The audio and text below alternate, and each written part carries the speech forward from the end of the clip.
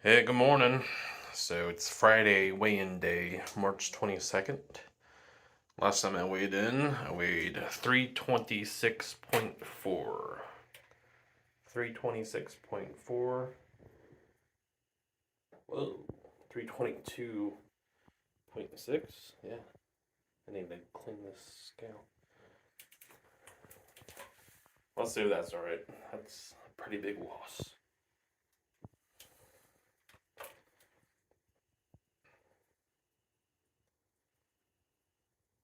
Dang. That's, let's see. 4. It's basically a 4-pound loss.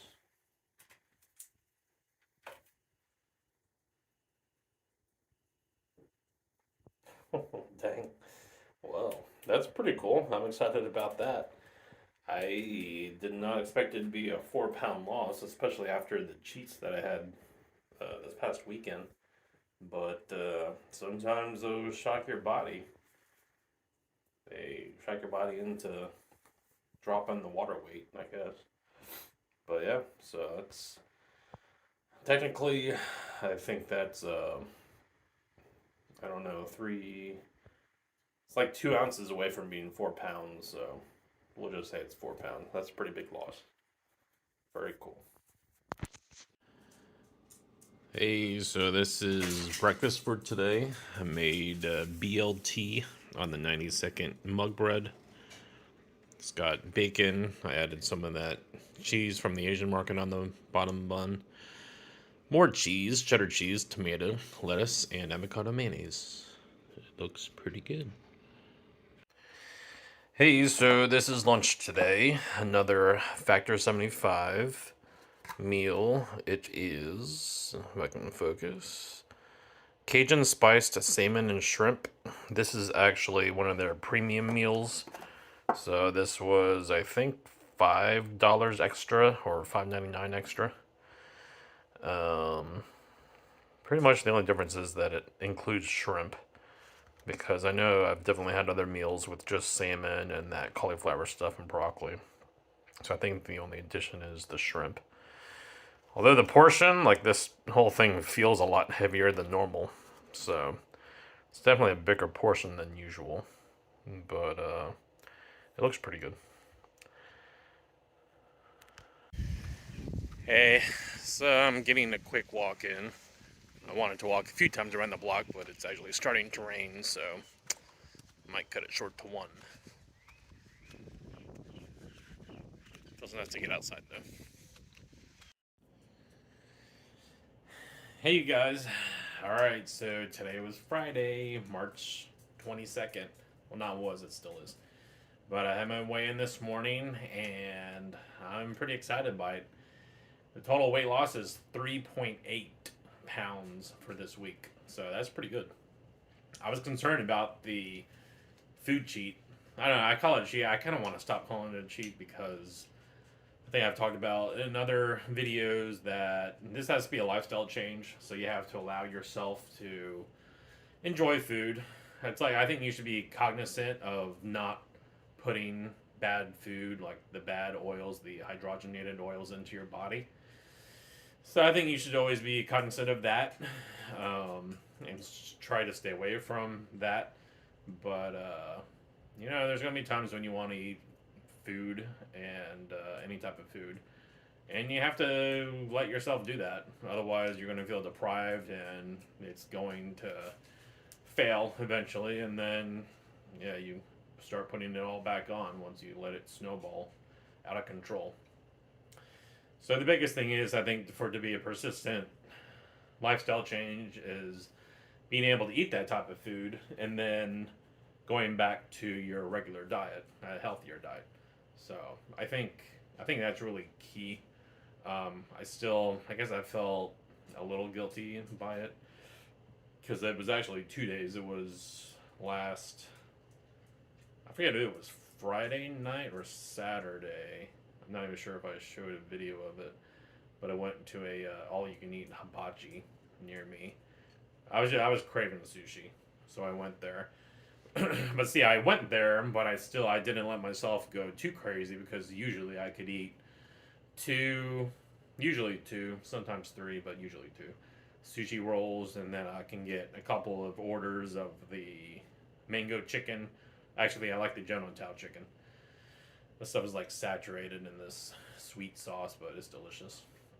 Um, the ginger salad, the crab rangoon. Sorry, I shouldn't be listing all these foods. If you're trying to lose weight, I'm probably not helping you right now.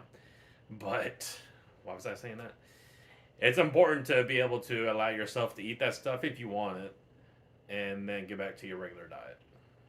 I think as time goes on too, I think probably you won't crave that stuff as much, or maybe you'll want to find alternative methods of eating similar foods, maybe a keto friendly version of it.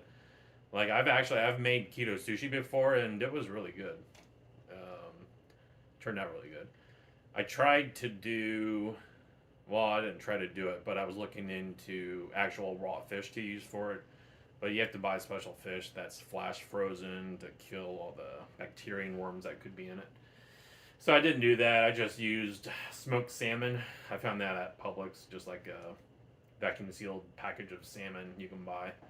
I used that, and I also used a can of crab meat. What I didn't realize about that is the crab meat still had like pieces of shells in it. So I guess you have to wash it all off somehow. I mean, it was in the water, but you still have to like wash it and strain it. It was shredded too, so I'll have to watch a video on that to see how that's done. I guess you just put it in a strainer and wash it off. But but the crab meat was not good because I had those gritty pieces of shell in it. It was pretty gross. Um, but anyway, the smoked salmon keto sushi was pretty good. So, but yeah. So I think those cheats from whatever it was, Friday, Saturday, and Sunday at the Asian market. I'm assuming those probably kind of shocked my body and maybe released more water. I did notice, I think it was Monday, that I had to pee more, or like I don't know, I felt like I peed more that day. So I was wondering if maybe my body was releasing some of that stored water. So it could be, but I don't know. Either way, I'm glad about today's loss. So yeah, the total loss was 3.8 pounds.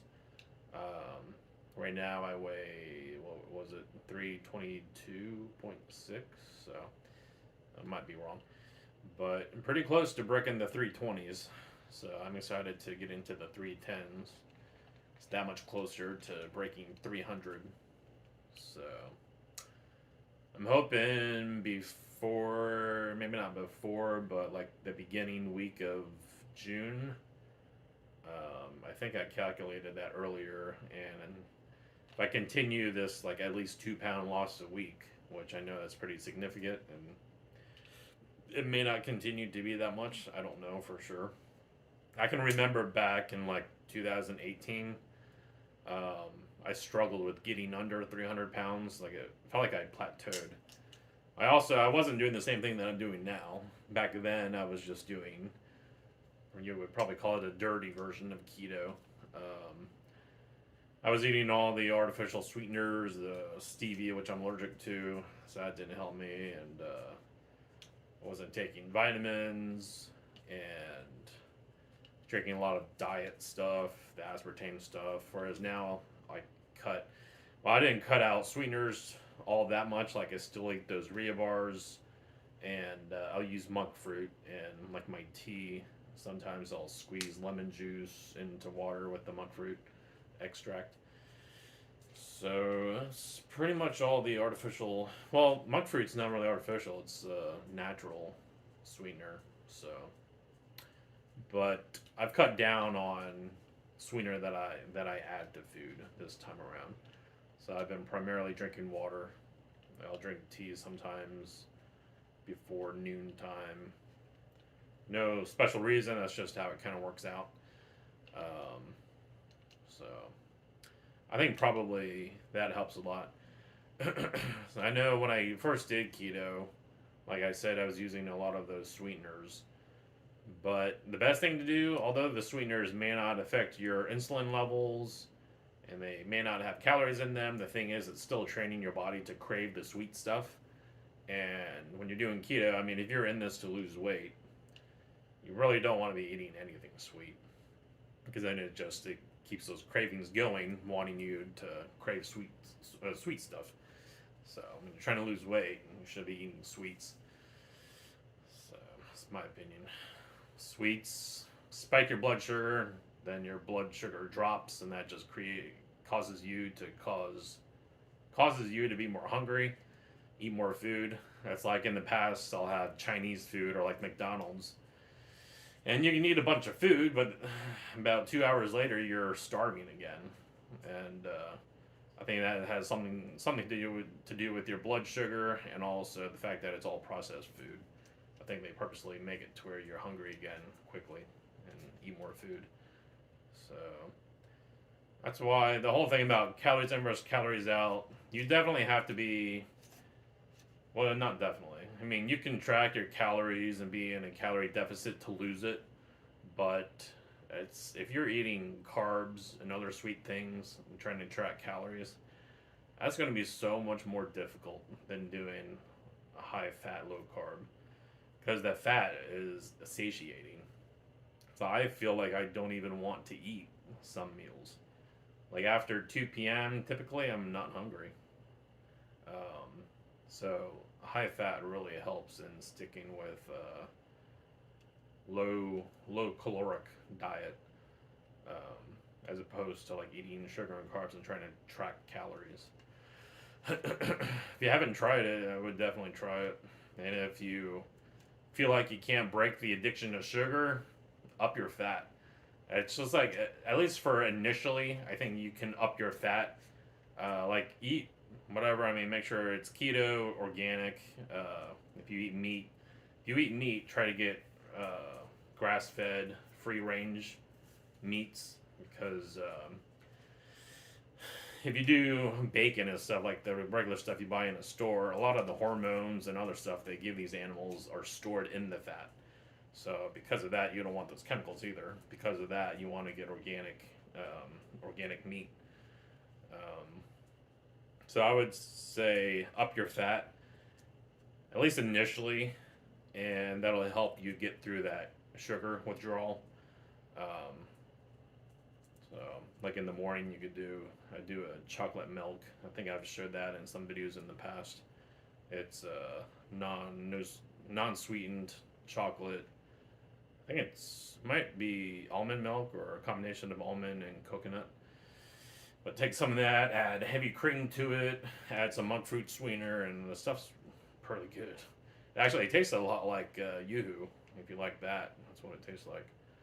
Um, so I would suggest you do high fat to break the sugar cravings, and then eventually you can wean yourself off of having all the fat if you don't want that much fat. You can do kind of balanced protein and fat if you want. But anyway, I've got the tape measure here, so I'm going to measure. I think last week I forgot to. Oh no, I don't think I was wearing this tight shirt last week. I think the week before that I forgot to measure.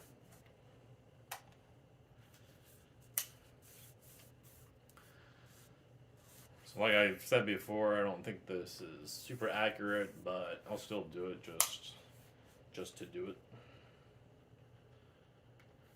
Relaxing my stomach's right above my belly button.